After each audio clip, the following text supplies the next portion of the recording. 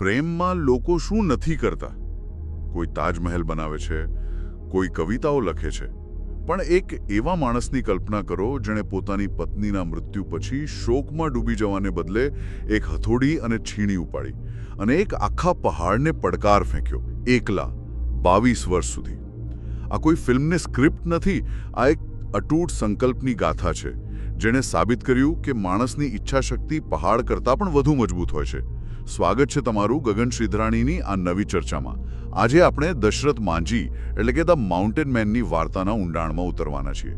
પણ આ માત્ર એક પ્રેરણાદાયી વાર્તા નથી. આપણે એ સમજવાનો પ્રયત્ન કરીશું કે કઈ પરિસ્થિતિઓએ એક સામાન્ય મજૂરને આવું અસાધારણ પગલું ભરવા મજબૂર કર્યો. બિલકુલ. અને આ માત્ર એક રસ્તાની વાર્તા નથી જ. આ તો એ ઉદાસીનતા સામેનો વિજય છે જે જાતિવાદ અને ભયંકર ગરીબીમાંથી જન્મે છે. આપણે એ સિસ્ટમને પણ સમજવી પડશે જેની સામે દશરથ માંઝીએ એકલા હાથે યુદ્ધ છેડ્યું હતું. મતલબ આ એક વ્યક્તિગત દુર્ઘટનામાંથી જન્મેલી સામાજિક ક્રાંતિની કહાણી છે. તો ચાલો શરૂઆત ત્યાંથી કરીએ જ્યાંથી આ સંઘર્ષનો જન્મ થયો. આ દશરથ માંઝી કોણ હતા અને બિહારનું એ ગેહલોર ગામ એ કેવું હતું? દશરથ માંઝી બિહારના ગયા જિલ્લાના ગેહલોર ગામના હતા. તેઓ મુસહર સમુદાયમાંથી આવતા હતા, જે એ સમયે ખબર છે મહાદલિત શ્રેણીમાં ગણાતો હતો. એટલે કે તેઓ સામાજિક અને આર્થિક રીતે અત્યંત પછાત હતા. ભૂમિહીન મજૂર તરીકે એમનું જીવન રોજબરોજના સંઘર્ષ અને ભેદભાવથી ભરેલું હતું. અને ગેહલોર ગામની જે ભૌગોલિક પરિસ્થિતિ હતી એણે આ સંઘર્ષને વધુ વિકટ બનાવ્યો હતો. ગામ અને નજીકના શહેર વજીરગંજ વચ્ચે ગેહલોર પર્વતમાળાનો એક વિશાળ પહાડ દિવાલ બનીને ઊભો હતો. આ પહાડ માત્ર એક ભૌગોલિક અવરોધ નહોતો, એ તો વિકાસ અને ગામ વચ્ચેનો અવરોધ હતો. સાચી વાત છે. એ સમયની સરકારી પ્રણાલી માટે ગેહલોર જેવા ગામોનું જાણે અસ્તિત્વ જ નહોતું.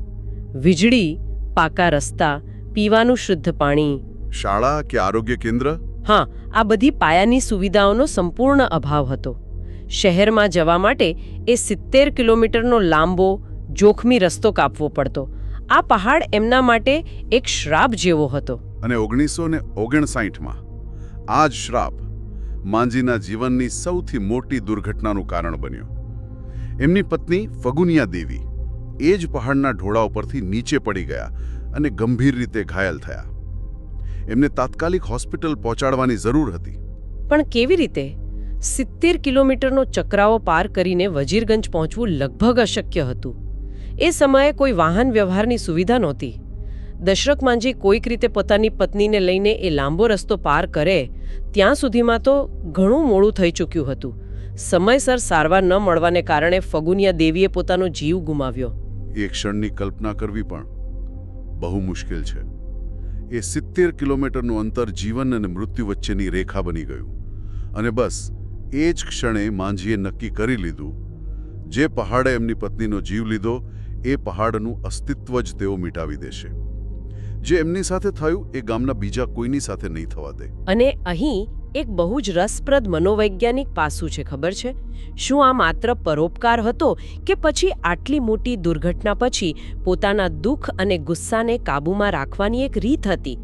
મનોવિજ્ઞાનમાં આને સબ્લિમેશન કહે છે અને ગગનભાઈએ જે રીતે આને જોયું છે એ બહુ મહત્વનું છે. જ્યાં વ્યક્તિ પોતાની અત્યંત નકારાત્મક ઉર્જાને કોઈ મોટા રચનાત્મક કાર્યમાં વાળી દે છે. માંઝીનું 22 વર્ષનું આ કાર્ય એનું ઉત્કૃષ્ટ ઉદાહરણ છે. તેમને પોતાના દુઃખને શક્તિમાં પરિવર્તિત કરી દીધું. બરાબર.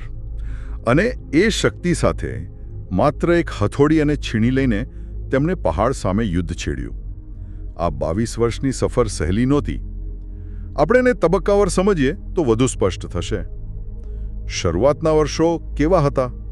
શરૂઆતના લગભગ 5 થી 7 વર્ષ એ તો સંપૂર્ણ એકલતા અને ઉપાસના હતા.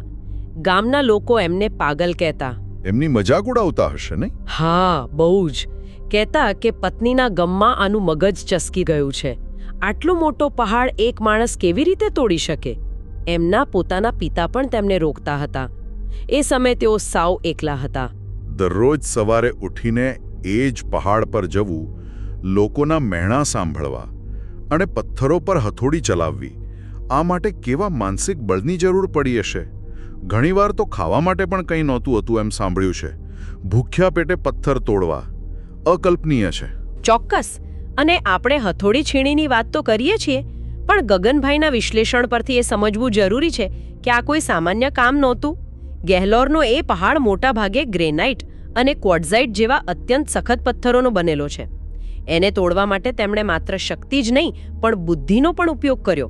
તેઓ પહેલા પથ્થરોને આગમાં તપાવતા અને પછી તેના પર પાણી નાખીને તિરાડો પાડવાની દેશી પદ્ધતિનો ઉપયોગ કરતા હતા.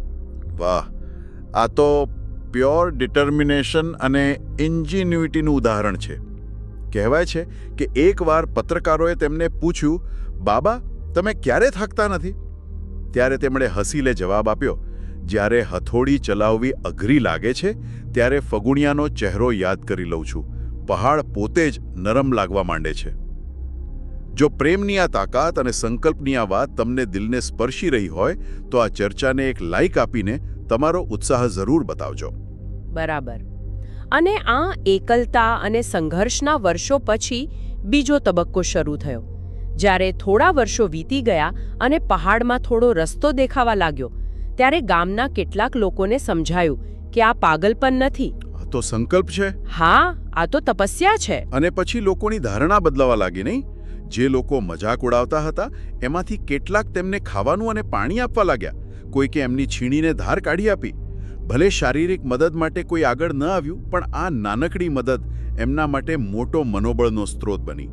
એમને લાગ્યું કે તેઓ હવે એકલા નથી. માનમાં ફેરવાઈ ગયો. જે માણસને પાગલ કહેતા હતા એ જ માણસ હવે તેમના માટે બાબા અને હીરો બની ગયો હતો. અને પછી 1982માં એ ઐતિહાસિક દિવસ આવ્યો. 22 વર્ષની અથાક એકાકી મહેનત પછી દશરથ માંઝી સફળ થયા. એમણે પહાડની છાતી ચીરીને રસ્તો બનાવી દીધો.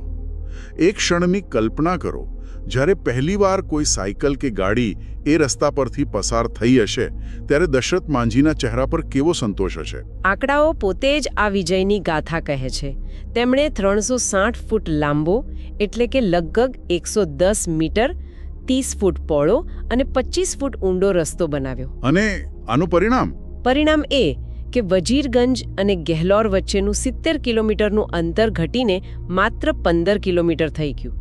55 કિલોમીટરનું અંતર એક માણસે પોતાની હથોડી અને છીણીથી ભૂંસી નાખ્યું. આ માત્ર અંતર ઘટાડવાની વાત નથી.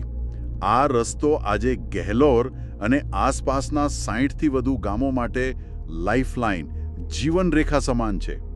બાળકો સમયસર સ્કૂલે પહોંચી શકે છે, ખેડૂતો પોતાનો પાક બજારમાં વેચી શકે છે, અને સૌથી અગત્યનું, ફગુણિયા દેવી જેવી કોઈ વ્યક્તિને 70 કિલોમીટર ભટકવું પડતું નથી. હોસ્પિટલ માત્ર 15 કિલોમીટર દૂર છે. એટલે જ આ રસ્તો માત્ર પથ્થરોનો નથી, એક વ્યક્તિની અતૂટ ઈચ્છાશક્તિનું જીવન સ્મારક છે. જેમ ગગનભાઈએ આ વિષયને ઊંડાણપૂર્વક સમજાવ્યો છે, માંઝીએ પોતાની પત્નીના મૃત્યુના શોકને એક એવી રચનાત્મક શક્તિમાં ફેરવી દીધો જેણે હજારો લોકોનું ભવિષ્ય બદલી નાખ્યું. આ જ સાચો વારસો છે, આ ટ્રુ લેગેસી. જો તમને પણ એવું લાગતું હોય કે એક વ્યક્તિ પણ મોટું પરિવર્તન લાવી શકે છે, તો અમારી ચેનલને સબસ્ક્રાઇબ કરીને આ વિચારધારાને સમર્થન જરૂર આપજો. આ અસાધારણ કાર્ય પછી દશરથ માંઝીને આખા ભારતમાં the mountain man of India તરીકે ઓળખ મળી. જે લોકો તેમને પાગલ કહેતા હતા એ જ લોકો તેમને સન્માનની નજરે જોવા લાગ્યા. જો કે સરકારી માન્યતા મળવામાં ઘણો સમય લાગ્યો. રસ્તો બનાવ્યા પછી પણ એને પાક્કો કરાવવા અને સરકારી ચોપડે નોંધાવવા માટે તેમને લાંબી લડાઈ લડવી પડી. તેઓ દિલ્હી સુધી પગપાળા ગયા હતા જેથી અધિકારીઓનું ધ્યાન દોરી શકે. આ દર્શાવે છે કે સિસ્ટમની ઉદાસીનતા કેટલી ઊંડી હતી. છેવટે ઘણા વર્ષો પછી બિહાર સરકારે એ રસ્તાને સત્તાવાર રીતે દશરથ માંઝી પથ નામ આપ્યું અને તેને પાક્કો બનાવ્યો. આખી વાતનો સાર એ છે કે દશરથ માંઝી કોઈની રાહ જોતા ન રહ્યા. એમણે ફરિયાદ ન કરી કે સરકાર કંઈ નથી કરતી કે સમાજ સાથ નથી આપતો. એમણે જે સાધન હાથમાં હતું એ ઉપાડ્યું અને કામે લાગી ગયા. ગાંધીજીના શબ્દો બી the change that you wish two C in the world તેમણે જીવી બતાવ્યા. આવી પ્રેરણાદાયક વાર્તાઓ જો આપણને સૌને વધુ જાણવી ગમતી હોય તો આ વિચારને સમર્થન આપવા માટે અમારી ચેનલને સબસ્ક્રાઇબ કરવાનું ભૂલશો નહીં. બિલકુલ. એમની હથોડી અને છીણીએ બતાવ્યું કે જો સંકલ્પ મક્કમ હોય અને ઉદ્દેશ્ય શુદ્ધ હોય તો સાધનોનો અભાવ ક્યારેય અવરોધ નથી બનતો. ગગનભાઈ એ વાત પર પણ ભાર મૂકે છે કે માંજીનું કાર્ય એ વાતનું પ્રતીક છે કે સામાન્યમાં સામાન્ય માણસ પણ પોતાના દ્રઢ નિશ્ચયથી ઇતિહાસ રચી શકે છે. આ માત્ર એક માણસની વાર્તા નથી. આ હિંમત, પ્રેમ અને એક વ્યક્તિની શક્તિની વાર્તા છે જે હજારો લોકોનું ભાગ્ય બદલી શકે છે. આ એ વાતનું પ્રમાણ છે કે સાચો પ્રેમ માત્ર વાયદાઓ નથી કરતો, પણ પહાડ પણ તોડી શકે છે. અને આ વિચાર આજે પણ એટલો જ પ્રાસંગિક છે. આપણે ઘણીવાર સિસ્ટમની, સંજોગોની ફરિયાદો કરીએ છીએ, પણ માંજીની વાર્તા આપણને યાદ અપાવે છે કે પરિવર્તનની શરૂઆત હંમેશા એક વ્યક્તિથી, એક વિચારથી અને એક પગલાંથી થાય છે. અને અંતે એક વિચારવા જેવો પ્રશ્ન: આજે જ્યારે કોઈ નાની નાની મુશ્કેલીઓ સામે આપણે હાર માની લઈએ છીએ, જ્યારે આપણને લાગે છે કે આ મારાથી નહીં થાય, ત્યારે દશરથ માંજીને યાદ કરવા જેવા છે. વિચારવા જેવો પ્રશ્ન એ છે કે આપણા જીવનમાં એવો કયો પર્વત છે જે આપણી અને આપણા ધ્યેયની વચ્ચે ઊભો છે, અને શું તેને તોડવા માટે આપણી પાસે માંજી જેવી દ્રઢતા, એમના જેવો પ્રેમ અને એમનો જેવો અતૂટ સંકલ્પ છે? આશા છે કે આ ચર્ચાએ આપને માત્ર માહિતી જ નહીં પણ પ્રેરણા પણ આપી હશે. ગગન શ્રીધારાણીની આ નવી ચર્ચા સાંભળવા બદલ આપ સૌનો ખૂબ ખૂબ આભાર.